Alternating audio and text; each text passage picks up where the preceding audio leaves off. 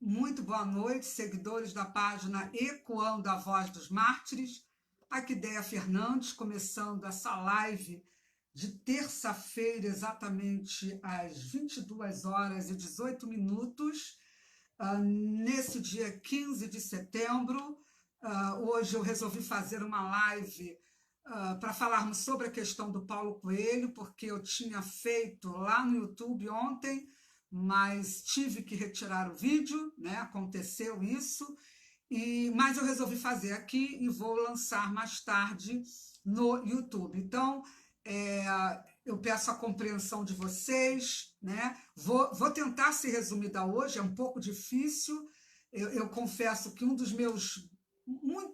das minhas muitas falhas talvez seja essa coisa de ser, às vezes, muito prolixa. Eu trago muitas questões e quero falar tudo e acabo emendando os assuntos, mas enfim. Para você que não me conhece, Déia Fernandes, jornalista internacionalista, advogada, presidente da ONG Ecoando a Voz dos Mártires, uma instituição de direitos humanos que trabalha com temáticas vinculadas ao mundo muçulmano, direitos humanos, perseguição religiosa e também a direitos humanos aqui no Brasil. Boa noite, Fernanda Flores. Muito boa noite a todo mundo que está entrando aí. Quem puder compartilhar essa live vai ajudar bastante. Quem ainda não é inscrito no canal Ecoando a Voz dos Mártires lá no YouTube, vai lá, faz a sua inscrição, ative o sininho. Nós estamos também no Twitter, @DEVM, @EcoandoEVM, e também estamos no Instagram, Ecoando voz mártires. Se você puder ir lá, dar um apoio, vai ser muito bem-vindo. Aí temos também a página Ecoando a Voz dos Mártires 2, onde serve para nos ajudar quando a gente está bloqueado aqui. Boa noite, Helena, Fernanda, todos que já estão ingressando. Outro detalhe importante, o Facebook tinha censurado, como eu mostrei para vocês, um post meu onde eu denuncio a homofobia islâmica, mas me parece que voltou. Eu fiz assim uma reclamação, lógico, e parece que eles permitiram que o post voltasse a aparecer na minha linha do tempo, porque eu tinha sido censurada totalmente, fiquei 24 horas sem poder postar, por isso que eu não fiz live aqui ontem, mas me parece que as coisas voltaram ao normal, né? Coisas de Facebook. Então, gente, vamos entrar logo no assunto, sem mais delongas.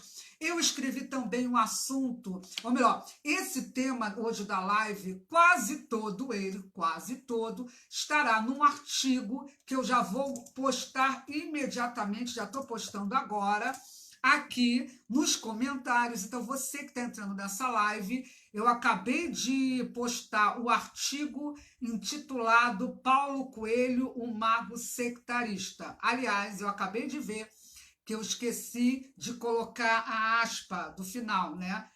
Paulo Coelho, o mago sectarista tinha que vir entre aspas, tá? Então foi um erro aí na hora de jogar lá no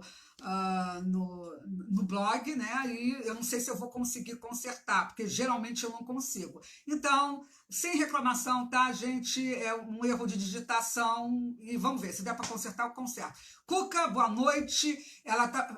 Cuca está perguntando por notícias sobre Asia Bibi. A última notícia que eu tive, ela, graças a Deus, está bem, ela e a família, é que ela rejeitou um pedido para fazer uma autobiografia. Tinha gente querendo trazer a história dela, todo o sofrimento, e ela não aceitou. E é lógico, gente, que existem 1000 motivos para ela não aceitar.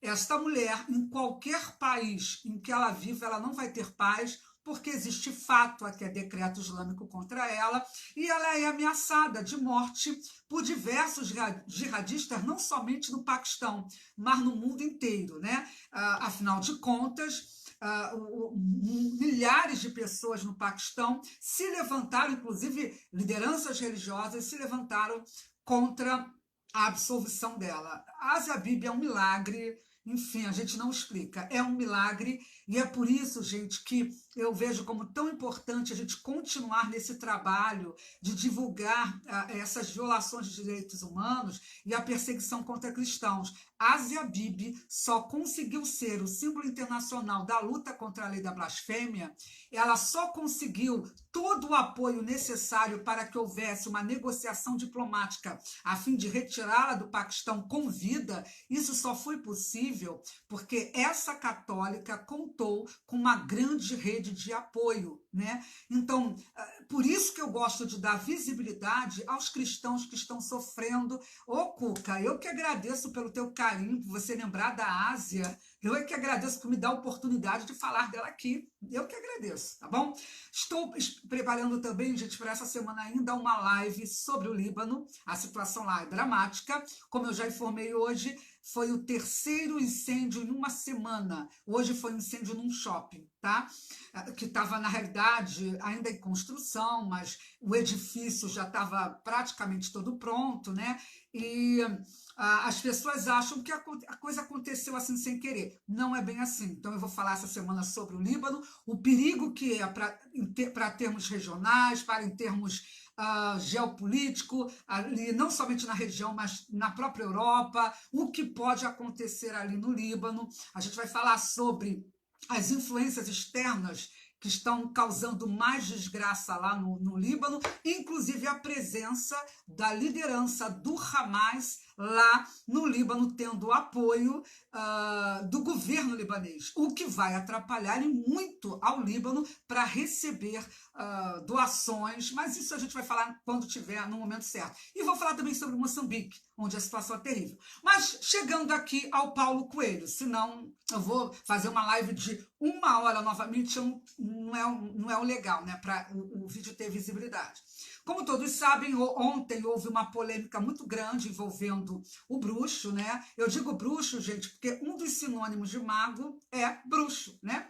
E eu fiz uma live muito extensa ontem mostrando que o próprio Paulo Coelho, ele deu uma entrevista há alguns anos atrás, há 12 anos atrás, se eu não me engano, não, foi em 2008 que ele deu a entrevista para o jornal Isto É, mostrando quem era ele, tá? Ele mostrou as experiências todas, muitas que ele teve na vida dele, inclusive com o encontro com o diabo, aquela coisa toda, falou lá do anel que ele ganhou de uma bruxa, né? De uma mulher ligada à bruxaria, ele fala que ele tem um grande mago que dá apoio a ele esclarece isso. Agora, eu, como disse ontem, volto a repetir hoje, tá?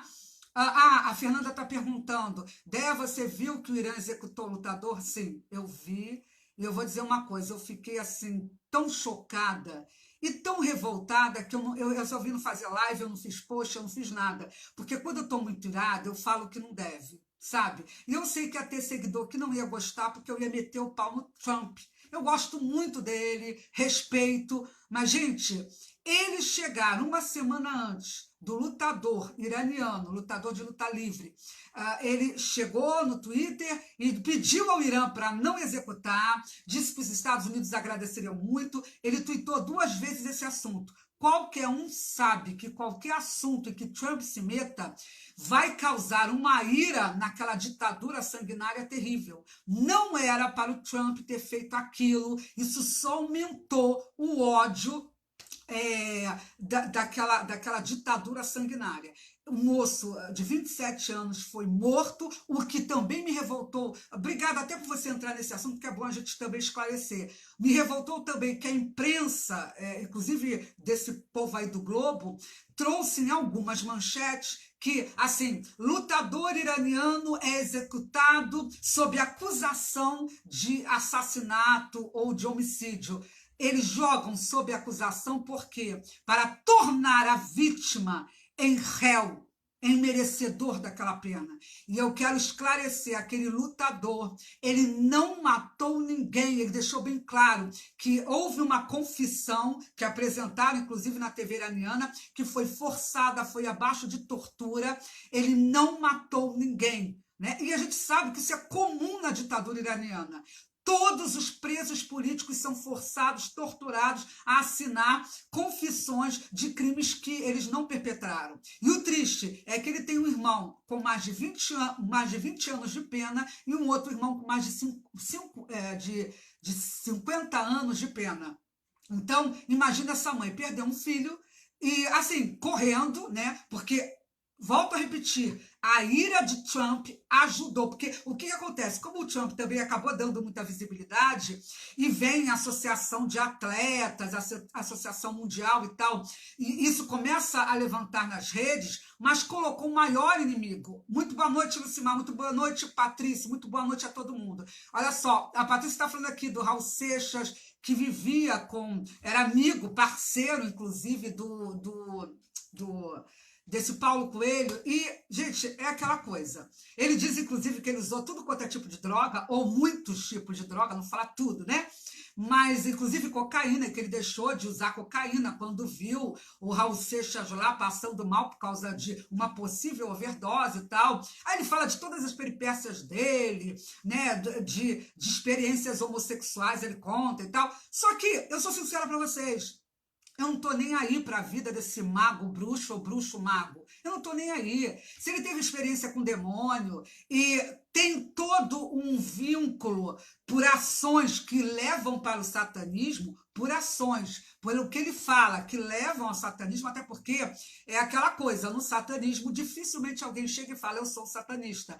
Mas se ele é bruxo, se ele é mago, se ele é satanista, isso não me interessa. Eu não quero saber se ele é ou não é, porque eu não estou preocupada com a, entre aspas, religião de ninguém. Eu não estou preocupada com o que ele segue ou deixa de seguir. O que me indignou foi a postura dele de, no Twitter, acusar os cristãos de formar o tal do Talibã cristão, né? E o pior foi ele sabotar o nosso país, porque quando ele diz para boicotar as exportações brasileiras, para que o Talibã cristão não controle o país, no Twitter, só que ele é covarde de não assumir, porque ele ficou preocupado com a polêmica que acabou causando, isso mostra que ele, como a maior parte da esquerda, está se unindo apenas para tentar destruir um governo porque não aceita o resultado das urnas, porque não aceita um processo democrático. Então, como ele, isso tudo está no artigo, tá bom, gente?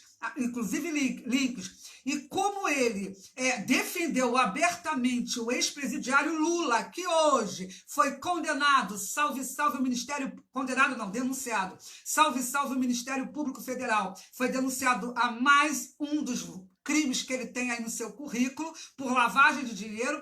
O Paulo Coelho, ele defendeu abertamente o Lula. Inclusive, ele pediu para que o ex-presidiário não viesse a aceitar a pena de regime semiaberto. Isso em setembro do ano passado. Então, ele tuitou Lula livre, ele era apaixonado pelo Lula, porque é lógico, gente, a gente sabe o perfil daqueles que são apaixonados por um marginal, por um criminoso que só não está ainda na cadeia porque a gente sabe o tipo de STF que a gente tem. Então, assim, esse homem ele não tem vida moral, ele não tem nada para poder chegar, não tem autoridade alguma para poder criticar cristãos, temer cristãos, justamente por causa... a Fernanda está falando do caso da esposa do Sheik, né, Zainab, que teria sido sequestrado e tal. Eu li algo a respeito, mas confesso para você que não me aprofundei, porque, gente, eu estou assim, numa vibe de estudar, mergulhar questões de conflitos diversos, inclusive conflitos que ainda estão sendo gestados, que eu espero que não aconteçam, como no caso lá do Mediterrâneo Oriental, a Turquia tentando tomar os campos de gás, ou melhor, toda a plataforma lá de gás que tem a Grécia, o Chipre, aí eu estou na Líbia, estou no Líbano, enfim, então é muita coisa, e eu acabei que não me aprofundei no caso dela, li alguma coisa, mas muito eu passando, então até para confirmar e detalhes, fica difícil. E eu procuro ser honesta em relação às informações. Como você trouxe, certamente eu vou pesquisar melhor e vou trazer para você, tá bom? Porque eu tenho que dar prioridade. Hoje mesmo eu soube do caso de uma moça, uma mulher que foi... Primeiro ela foi atacada por homens vestindo roupas do exército lá em Moçambique. Eu fiquei, assim, chocada. Ela estava nua, então dá para ver que é uma pessoa com problema mental. Ela estava correndo nua. E aqueles homens vestidos com roupa do exército pararam a mulher, espancaram a mulher, isso foi inclusive filmado, espancaram essa mulher e depois deram pelo menos 10 tiros. Gente, 10 tiros num ser humano que estava nu, porque certamente tem problema mental. Isso em Moçambique, que está havendo um conflito jihadista, onde estão tentando não, já tomaram parte do norte lá de Moçambique. Então eu leio isso, eu fiquei horrorizada com uma situação dessa em Moçambique. E aí voltei a ler N situações que estão acontecendo lá, nível de segurança, e aí a gente vê, quando vai ver, enfim, é muita coisa para a gente pesquisar. Mas vocês veem, a questão dos direitos humanos no mundo inteiro é muito grave, né? Muito, muito grave. Então eu agradeço a vocês por essas orientações aí em relação ao trabalho. Boa noite, Vanderlei, boa noite a todos vocês que estão ingressando aí. Então, voltando ao Paulo Coelho. Não foi, como eu falei ontem, não foi a primeira vez que o Paulo Coelho trouxe essa ideia de Talibã cristão. A primeira vez que ele que ele tuitou sobre esse assunto, foi quando aquela criancinha de 10 anos que foi estuprada, né, que era assediada, ou melhor, abusada, né, lá, segundo consta aí, por um homem que era da própria família, né? Então essa menina fez um aborto e ele, com raiva, com ódio, né? É um mago assim muito odioso, né? Ele odioso e birrento, revoltado, indignado, irado, enfim. E ele ficou com ódio porque os cristãos não queriam o aborto da criança. Os cristãos não, muitos cristãos brasileiros não queriam aborto porque acham que não se deve sacrificar uma vida em hipótese alguma. É o que muitos pensam, né? Inclusive eu penso, eu sou contra o aborto, já deixo claro, né? E ele ficou indignado porque cristão estava defendendo a vida do bebê, que, segundo alguns médicos, poderia ser poupada. Inclusive, muitos dizem que a injeção lá, que deram na criança, alguns especialistas, que nem animal pode ser sacrificado com uma injeção daquela. Então foi assim, uma coisa horrenda, mas como ele é perverso, né? Como ele é perverso, ele achou isso o cúmulo e fez uma comparação em agosto dos cristãos com o Talibã. O Talibã preza pela morte, né? O Islã, ele tem aquele flerte com a morte do infiel, que não se submete, né? E o cristianismo, o negócio dele, a pegada do cristianismo é vida. Tanto é que Jesus fala que ele é o caminho, a verdade e a vida. Eu sou o caminho, a verdade e a vida. Ninguém veio ao Pai senão por mim, de Jesus. Jesus não fala eu sou a morte, ou ele quer a morte das pessoas. Na fé cristã é assim. É assim que Jesus se apresenta. E o Paulo disse, quando tuitou essa asneira, que Jesus não faria isso, que os cristãos fizeram de declararem apoio a um bebê que foi assassinado, que foi morto no ventre da sua mãe, porque houve toda uma militância da extrema esquerda para que aquela criança fosse morta, para ser levantada como uma bandeira pela extrema esquerda. Então, defender a vida, na visão de um mago, de um bruxo, é algo terrível, é algo que se compara ao Talibã. Mentira! Isso é desonestidade, isso é mau caratismo. Você lançar os cristãos como se tivessem o mesmo ideário de ódio, de destruição, de morte que tem parte da doutrina que fundamenta o Islã ortodoxo. Porque eu reconheço que existe um Islã moderado que, infelizmente, não tem holofote da imprensa. Quem está defendendo o Islã moderado são os muçulmanos que querem uma reforma da religião para retirar toda aquela parte violenta, mas que a galera que manda na religião, que está lá na Al-Azhar, que está na Arábia Saudita, que está no Paquistão, que está no Irã, essa galera não quer reforma da religião. E é essa galera que está levando mesquita para o mundo todo, inclusive para o Brasil. São eles que estão financiando. Mas vamos lá. Então, Como ele também, em 2017, eu andei levantando a vida desse cidadão.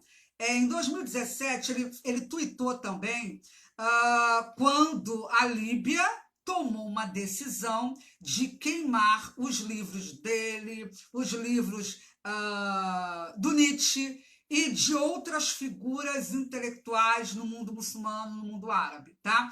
E ele, o que ele fez? Ele tuitou dizendo: o Islã, olha o que ele escreveu: o Islã é uma religião que merece respeito, prestem atenção. O cristianismo é que não merece respeito para esse cidadão assim pernóstico. Então ele diz: Islã é uma religião que merece respeito, e o fato de fanáticos na Líbia terem hoje queimado meus livros não justifica a islamofobia. Ele é tão desonesto, que ele chamou de fanáticos. Não eram fanáticos. Quem queimou o livro dele, assim fez por ordem, não foi de fanático, foi das autoridades religiosas que comandavam a Líbia.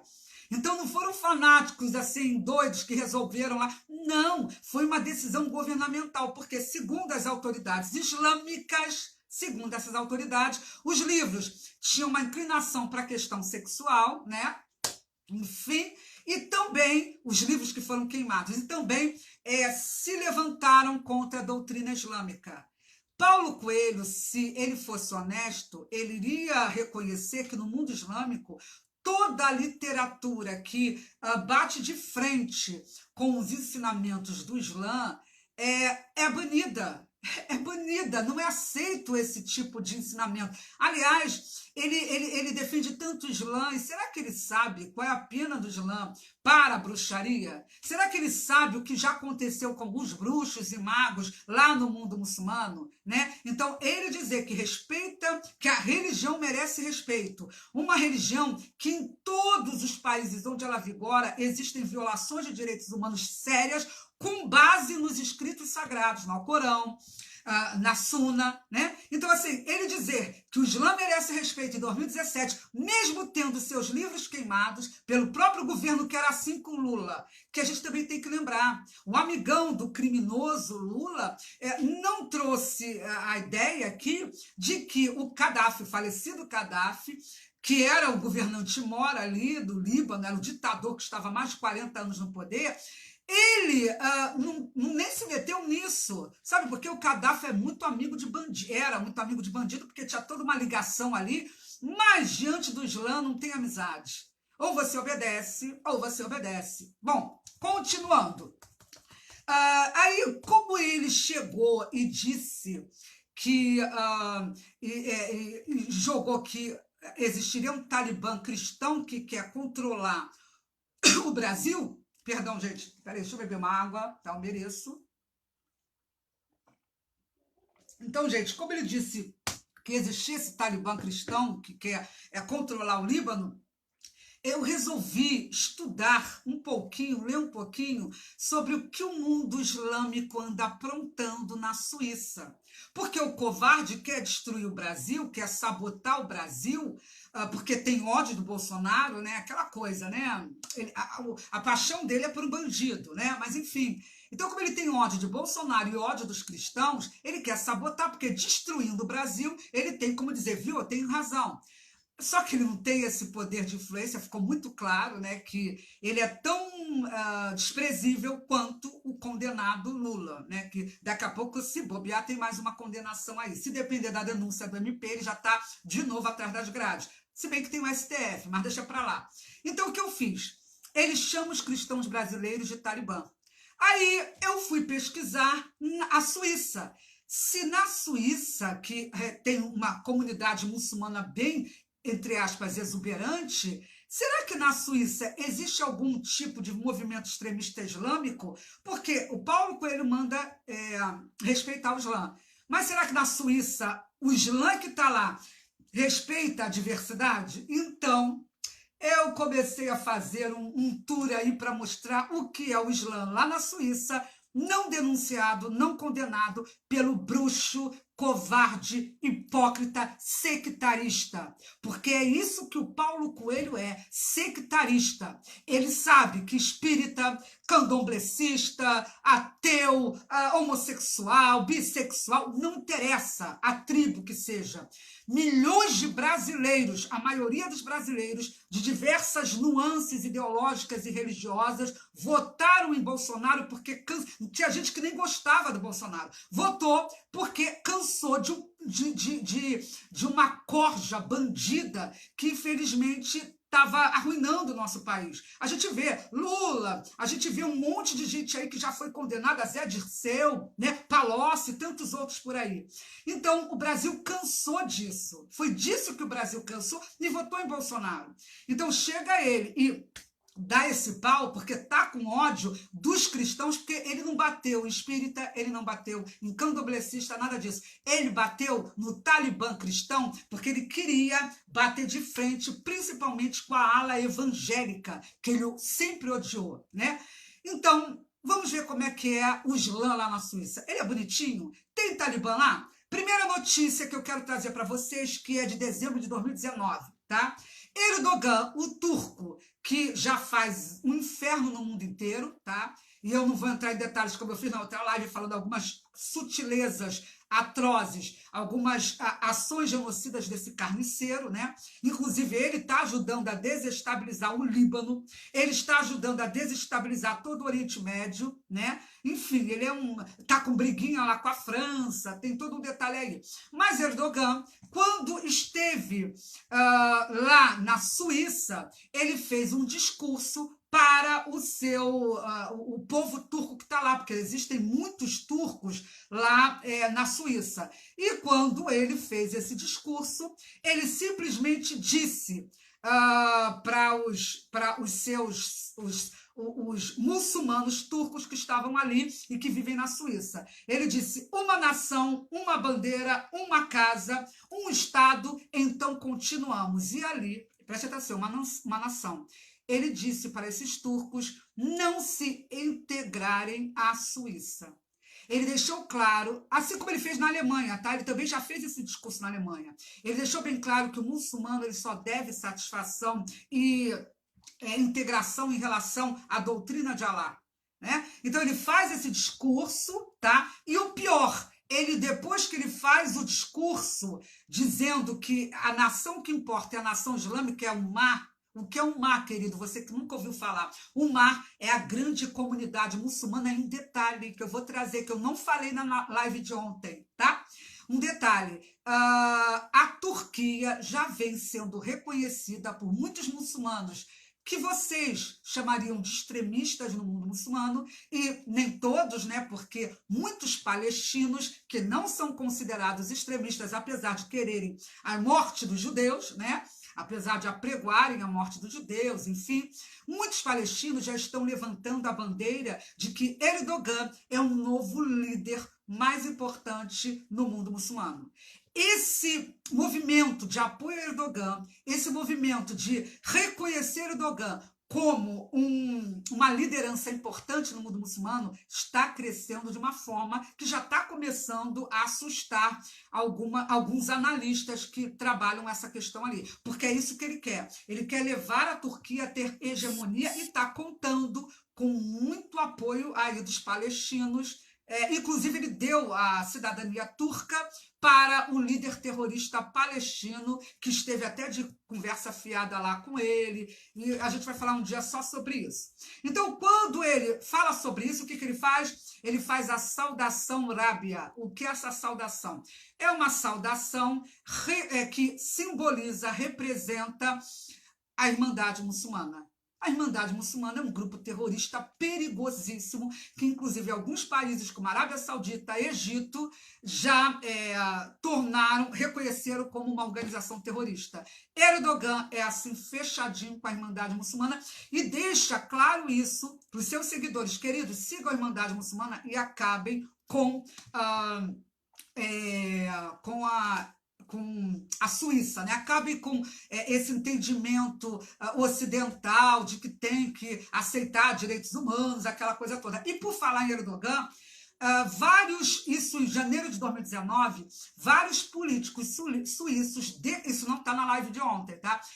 Declararam que existem muitas mesquitas na Suíça que atuam como centros de recrutamento do Estado Islâmico e de outras gangues que esses políticos pediram para que fossem banidas.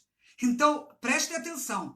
O bruxo que vive há anos escondido lá, fugido lá, não fugido não, que é um homem milionário, só em 2008 ele tinha mais de 100 milhões de livros toscos, porque cá entre nós, para mim é um lixo a literatura dele, né? Eu não tenho por que boicotar, porque eu nunca li esse estorvo, mas eles vivem na Suíça há muitos anos, e é por isso que ele quer destruir o Brasil. Ele não está aqui, então que se destrua, mas ele não vai conseguir.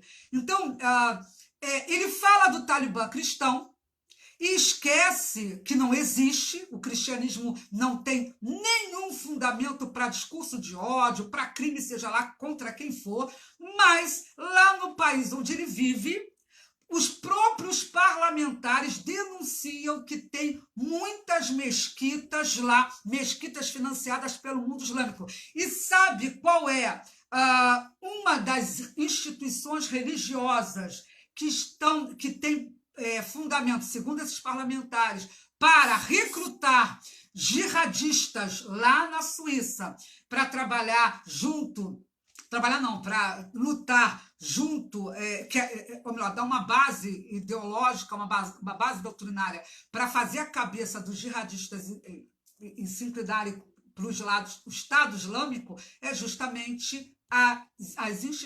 são justamente as instituições turcas. Eu estou aqui com o link, isso eu não falei na live de ontem, tá?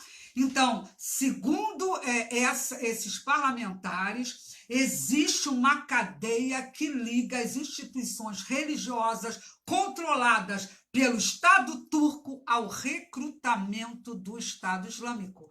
Por que o Erdogan não fala de um Islã com ligação de Turquia e Estado Islâmico recrutando suíços para a grande jihad?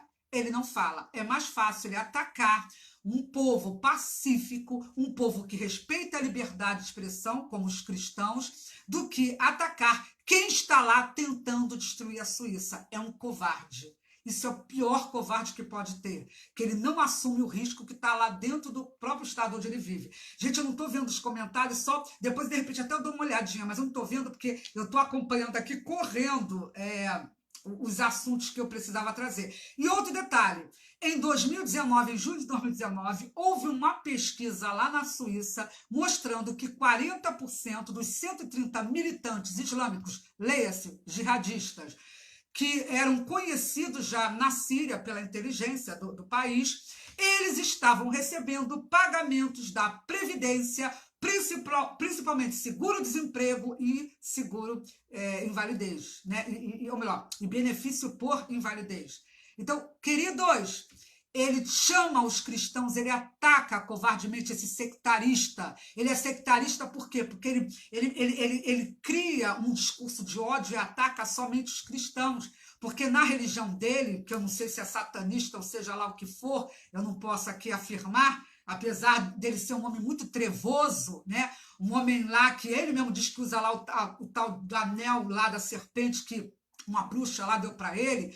Enfim, mas ele é sectarista por quê? Porque o discurso de ódio dele é vinculado para cristão. Não é só por ódio contra Bolsonaro, é porque ele odeia cristão, e isso é sectarismo, né? Então, ele não diz, ele não reconhece, ele não traz essa informação que já existem muitos jihadistas lá na Suíça, e a Suíça está financiando, mantendo esses jihadistas que querem destruir o país.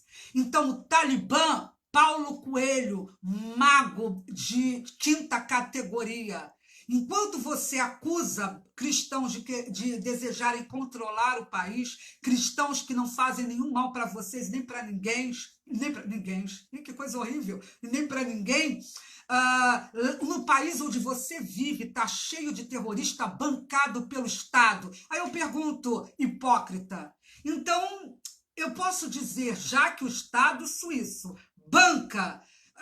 Inclusive, segundo a pesquisa, a maioria dos jihadistas que são bancados, recebem benefícios do Estado, são jovens do sexo masculino que vivem em áreas suburbanas e eles são desempregados, com baixa qualificação profissional. É esse pessoal. Mas ele não vai chamar o Estado suíço de Estado talibã, porque paga para ter jihadista para matar o seu povo. Gente, como esse homem é hipócrita, né? Isso é a cara do Paulo Coelho, que infelizmente a extrema-esquerda jamais vai reconhecer, mas que é uma realidade. Outro assunto importante, e eu já termino a live, eu quero ver se eu consigo ser rápida, que eu nunca sou, é um fato, esse eu trouxe na live de ontem, sobre a questão do casamento infantil na Suíça.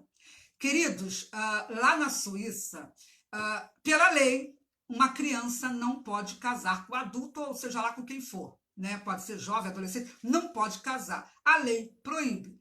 E o que acontece? Como eles receberam minorias que têm uma diversidade cultural que viola direitos humanos, né? O multiculturalismo ensina o quê? Você não deve fazer com que aquele que vem para o seu país venha se assimilar, se integrar ao país para viver num ordenamento em que os direitos humanos, as liberdades individuais sejam respeitadas. Então, o que aconteceu? Quando esses imigrantes, né, de países que têm uma cultura diferente, né, quando eles chegam lá na Turquia e sabem que lá não pode casar, o que eles fazem? Há muito tempo, não é de agora. Eles pegam as suas crianças, eles pegam os seus adolescentes e fazem com que casem com homens ou com jovens, enfim, em outros países, nesse caso muçulmanos. Até por telefone tem casamento, só para vocês terem uma noção de como o negócio assim é pavoroso, dá medo. Então, as crianças suíças, as adolescentes estão sendo forçadas, casamento infantil forçado, porque o pai resolve, como é no mundo muçulmano, ele escolhe o marido e a menina tem que aceitar. E o que acontece? Tem casos que eles vão para o exterior, né, em vários casos, aí a menina casa e depois volta para a Suíça, né? Porque aí os ritos são feitos todos no exterior. E quando essa menina faz 18 anos de idade, o casamento ilegal, o casamento forçado, o casamento infantil é reconhecido pelo Estado que vive o mago hipócrita que fala de um Talibã cristão, mas esquece que o Talibã já manda nas políticas públicas não somente da Turquia, mas de boa parte da Europa Ocidental. Então, assim, olha a incoerência. Os cristãos no Brasil, que ele chama de Talibã, não aceitam casamento infantil, não aceitam pedofilia, não aceitam casamento forçado, mas eles são Talibã. E lá na Suíça, onde esse hipócrita vive, o próprio Estado tem uma instituição, isso, gente, que eu achei o máximo de gravidade, né? Tem uma instituição lá, que é uma instituição, inclusive, que trabalha diretamente com a questão do casamento forçado, e a presidente dessa instituição, ela diz que o departamento dessa instituição do governo federal lá trabalha principalmente com questões envolvendo minorias. E sabe de onde vêm essas minorias? O casamento entre as minorias, tá? Casamento dos filhos menores que compõem as minorias, para explicar melhor.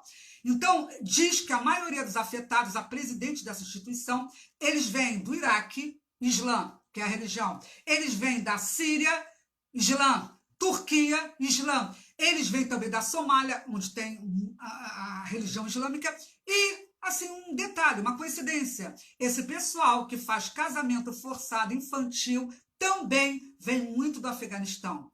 Então, ora vejam, queridos, o Paulo Coelho, que acusa cristãos do Brasil de pertencerem a um Talibã cristão, fundamentalista, conservador, terrível, que viola direitos humanos, ele não denuncia o Talibã que está debaixo do nariz dele, porque é um covarde, é um medroso, é um medrosinho. Por que ele não denuncia que lá os afegãos casam as suas crianças e depois o governo reconhece? Por quê? E detalhe, quando eu falo afegão, eu não falo afegão do Talibã. A gente sabe que o Talibã é um grupo que o mundo chama, né, o Ocidente, de extremista. Eu não diria que é extremista, é um grupo que segue o Islã, como a Arábia Saudita segue, como o Irã segue. Eu não vejo nada demais ali. Eu vejo o Islã in natura, é o que eu vejo ali no Talibã. E o Talibã é um grupo é um grupo muçulmano sunita, estabelecido lá no Afeganistão e que o mundo todo diz que é terrorista e tal, tal, tal. Ele sim pratica terrorismo. Mas assim, os costumes, a doutrina, ele não tirou de um anjo que caiu do céu. Ele aprendeu, o grupo aprendeu e ensina de acordo com o que Maomé ensinou. Então, o povo da onde vem o Talibã está casando suas crianças lá. E esse farsante, esse intelectual de meia... Não, intelectual não, porque a gente não pode chamar Paulo Coelho de intelectual, né? Seria o cúmulo, ele é um escritor de quinta categoria, e no mundo que, assim, não está acostumado com boas obras, um cara desse, e tem o apoio da imprensa, enfim. Mas essa presidente da instituição, ela mostra que esse problema do casamento infantil vem já sendo seríssimo lá na Suíça já de muito tempo, e ela, inclusive, ela traz um depoimento de uma menina que é bom que eu traga para vocês terem uma noção de como Paulo Coelho é um covarde. É um mago covarde. Ele não acredita que os demôniozinhos lá que ele consultou no passado, que ele diz que não consulta mais, ele não acredita que vai protegê-los. Ora, Paulo Coelho, o teu anel aí de serpente não consegue te proteger do Islã? É por isso que você está com medo, seu covarde medroso. Então, o que acontece? Essa presidente da instituição conta o caso de uma menina suíça, filha de imigrantes sírios muçulmanos. Essa menina casou com 15 anos de idade, casamento forçado, e aí a presidente dessa instituição lá na Suíça conta a história. Segundo ela, aí eu vou narrar aqui como ela diz aqui. Samira é suíça, que é a menina. Isso em 2019. Eu não sei nem como está essa garota hoje, tá? Samira é suíça e nasceu aqui. Seus pais são da Síria. Ela tinha 15 anos quando se casou por telefone. Olha que lindo. Num país ocidental onde vive um mago, bruxo, hipócrita, as meninas suíças casam por telefone porque a Sharia do Talibã e do Islã comanda esse país maravilhoso que acolhe. Eu me lembro que há pouco tempo atrás eu vi que ele era um dos 300 homens mais ricos lá da Suíça, né? Aí diz aqui, ela casou por telefone com o marido na Síria. Um ano depois, devido à pressão da família, o casamento ritual no exterior aconteceu. A menina com 15 anos foi obrigada, como aconteceu com a mulher predileta de Maomé, a Aisha, que com 6 aninhos de idade foi obrigada a casar com o profeta quando tinha 54 anos de idade, e aos 9 anos ela teve que consumar, ter sexo com o profeta quase idoso, né? E, enfim, então eles só estão seguindo o que a Sunna, a tradição islâmica, mostra. Ele é o melhor exemplo. E detalhe, na época de Maomé, não era muito difícil ter um casamento infantil. Vamos deixar isso claro. Não era difícil. Porém, como ele é o selo dos profetas, como ele é o melhor exemplo para o mundo muçulmano, para o comportamento muçulmano, ele deveria ter um comportamento diferente e jamais ter relação sexual com uma criança de 9 anos, ele com mais de 50 anos. Então, a nível moral, não dá para aceitar um negócio desse, ainda que na época tenha sido uma prática não tão recorrente, mas era uma prática, o casamento infantil. Se ele era o selo dos profetas, era para ele ser diferente e se preocupar com as crianças, mas não foi assim. E continuando aqui a história da menina, diz aqui, no ano passado, Samira chegou aos 18 anos. Ao atingir a maioridade, o casamento infantil na Suíça tornou-se legalmente obrigatório. Ou seja, a Sharia, basta fazer 18 anos, a maldade dos pais está legalizada. Quando a jovem percebeu isso, tentou o suicídio. Quantas meninas estão se suicidando por causa de casamento forçado no Ocidente, a gente não sabe, hein? Ela disse aqui, engoli os comprimidos do meu pai, mas eu sobrevivi. Com um casamento reconhecido, seu marido, que ainda mora na Síria, tem direito ao reagrupamento familiar. Ele também quer usar isso. Entrará na Suíça nos próximos dias. Um desastre para Samira, que é a moça, né? Um nome fictício, porque mudaram o nome dela para protegê-la. Aí olha o que ela diz, e eu quero que você pense muito nisso. Olha o que ela reflita. Olha o que ela disse. Por que a Suíça reconhece meu casamento infantil? Eu não quero me casar. A jovem, 19 anos, agora está tentando desesperadamente ajuda em relação ao casamento forçado para tentar haver um impedimento. Então, gente, olha só, crianças estão sendo forçadas a casar, é a Sharia, e a própria lei do país, da Suíça, permite isso sem nenhum tipo de condenação, de punição. E tem uma instituição que trata disso, como eu falei. E vai estar link aqui, o artigo está aqui, os links todos. Então, tem uma instituição do governo que dá todo o apoio para crianças que são estupradas, para ações pedófilas. Isso em plena Suíça. Então, o Talibã está presente, sim, na Suíça. E um detalhe, a gente fala muito de Maomé, né, como aquele que, né, teve relação com uma criança, mas é bom trazer também um outro exemplo muito importante, até para os xiitas não ficarem chateados comigo, ou melhor, os sunitas não ficarem chateados comigo, dizendo que você só fala de Maomé. Então vamos falar também do maior, entre aspas, nome, da maior autoridade, né, uma das maiores autoridades do mundo xiita, o Ayatollah Khomeini. Quem nunca ouviu falar nesse facínora que instalou esse regime ditatorial, teocrático, perverso lá no Irã com a Revolução de 79? Queridinhos, você sabia que o Ayatollah, quando ele casou, se eu não me engano, ele tinha 28 anos, 28 anos. E a criança com quem ele casou tinha 10 anos apenas. Você sabia disso? E ele diz o que ele orientava os pais no país que ele tomou a força para implantar a Sharia, a lei islâmica.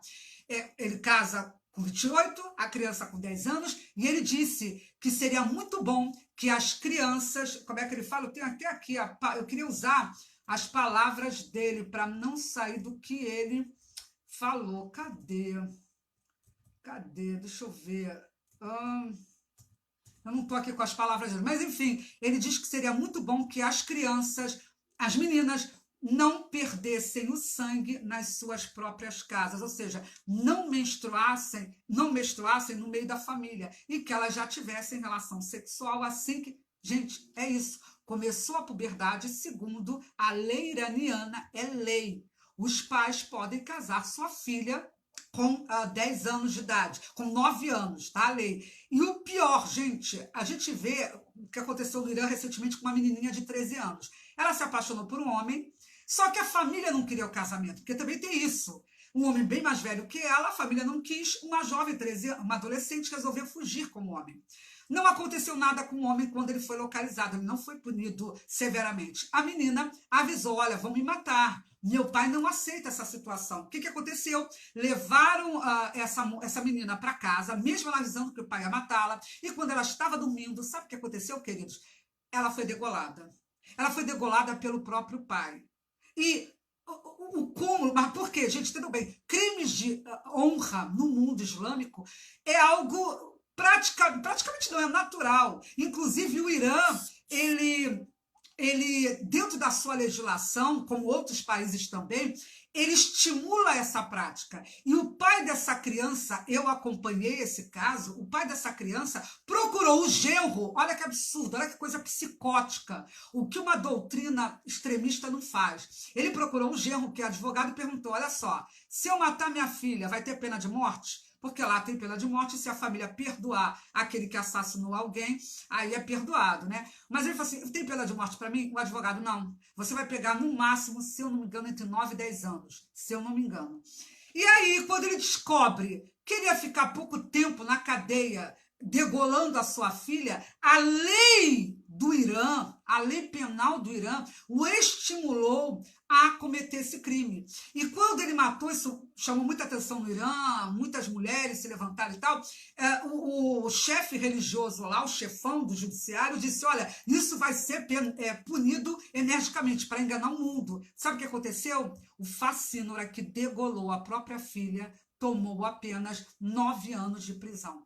E a gente sabe que brevemente ele é solto. 9 anos de prisão por degolar sua filha. E teve jornalista lá que foi assassinado. E teve esse jovem lutador que foi acusado injustamente, que foi assassinado. Tem uma moça ativista de direitos humanos que está na Turquia. E a Turquia tá para deportá-la, porque a Turquia já deportou, a Turquia do carniceiro Erdogan já deportou ativista que está condenado à morte lá no Irã. Então, assim, vários crimes de pequena monta, né? Eles punem com a pena de morte. Agora, nesse caso, ele mata a filha de 9 anos e não deu absoluto, ou melhor, de 9 anos não, de 13, e não deu praticamente nada. A mãe entrou com recurso e está pedindo, pelo amor de Alá, para que os tribunais condenem ele de uma forma mais enérgica, porque ela está com medo que ele mate o filho. Essa mãe, gente, por isso é que eu digo, a gente não pode julgar todos os muçulmanos do mundo por causa de uma doutrina de ódio. Tem muito muçulmano que ele é obrigado a aceitar aquilo. Por isso é que a gente tem que ter muito cuidado com o que a gente fala. Eu não coloco todos os muçulmanos no meio do balaio, porque eu já vi muçulmano morrendo para proteger cristão. Então, se eu colocar no mesmo balaio, eu estou sendo desonesta. Essa mãe, ela, mesmo sabendo o risco que ela corre, ela está tentando salvar a vida do seu filho que restou. Muitos casos de mães, elas dão apoio aos pais, tá? Isso existe muito no mundo muçulmano, tá? Porque o crime de honra é algo que a família tem que lavar a honra do seu nome, da sua família, matando lá o seu parente, principalmente as moças, as meninas, quando macula o nome da família, supostamente macula. Então, essa mulher, ela quer justiça, recorreu, e está com medo que o marido, quando sair da cadeia, porque ela sabe que vai sair rápido, que ele venha matar o seu filhinho, né? Então, imagine essa mulher como está sofrendo. Imagine a mãe desse moço que foi morto na semana passada, com 2 filhos também presos. Então, gente, a população é refém de um regime de ódio, de um regime tirano. E é por isso que a gente precisa dar visibilidade ao que está acontecendo, para condenar isso e tentar que o mundo pressione esse regime sanguinário a mudar a sua legislação. Só que o mundo não quer boicotar o Irã. Só os Estados Unidos, e teve mais um país lá que no Conselho de Segurança votou pelo embargo, a continuidade do embargo em relação à compra e venda de armas pelo Irã. Países como Reino Unido, Alemanha, apoiam o absurdo do Irã ter armas, né? E aí eu fico pensando, quantos estão sendo fuzilados pelo Irã com o dinheiro que o Ocidente está autorizando.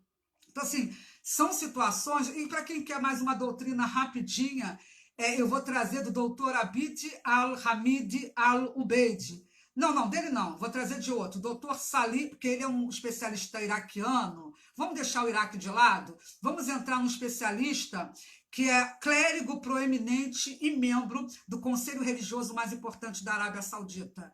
É o doutor Salih bin Fawzan. Ele diz, não há idade mínima para o casamento e as meninas podem se casar. Mesmo que estejam no berço.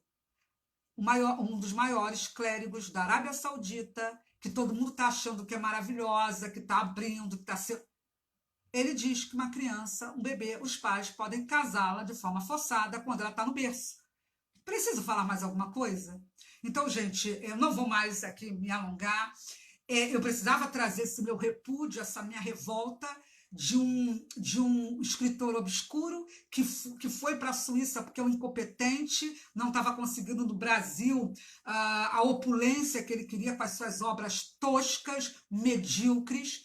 E eu quero dizer aqui para você, Paulo Coelho, que eu sei que ele não vai me ouvir, mas infelizmente eu gostaria que ele me ouvisse. Você é tosco, você é medíocre, você é covarde, porque o Talibã manda nas políticas públicas aí da Suíça. O Talibã oficial aí, porque Aqui não tem Talibã. A nossa lei não permite esses absurdos, pelo menos até agora, esses absurdos. Agora, a lei do país que você está aí defendendo e colocando como secularista lindo, belo e maravilhoso, essa lei está levando destruição, suicídio e desgraça para várias vidas, inclusive suíças, que estão debaixo da Sharia. Então você é um hipócrita. O Talibã está debaixo do seu nariz, mas um trevoso, invejoso como você não tem condição de reconhecer. Então, gente, é basicamente isso. Estou deixando aqui, já está aqui no comentário, eu vou colocar no link o meu artigo, onde tem quase todas as informações. As que não tem,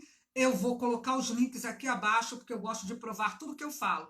O Facebook só me censura porque a Sharia já comanda essa porcaria. Mas eu procuro sempre me guiar pela verdade, pela ética, tá?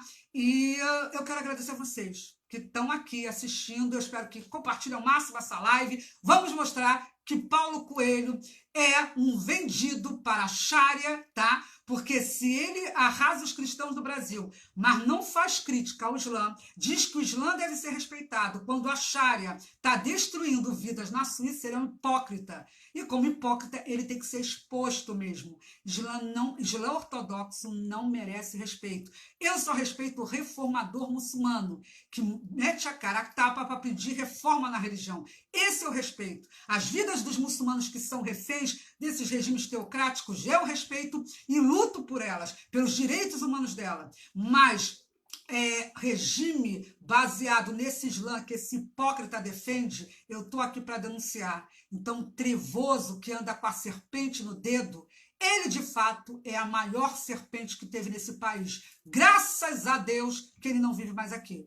Fico por aqui, agradeço o apoio. Essa semana ainda tem mais live, tá bom? Uma boa noite a todos vocês e daqui a pouco eu respondo os comentários. E não esqueçam de compartilhar ao máximo o meu artigo denunciando esse hipócrita.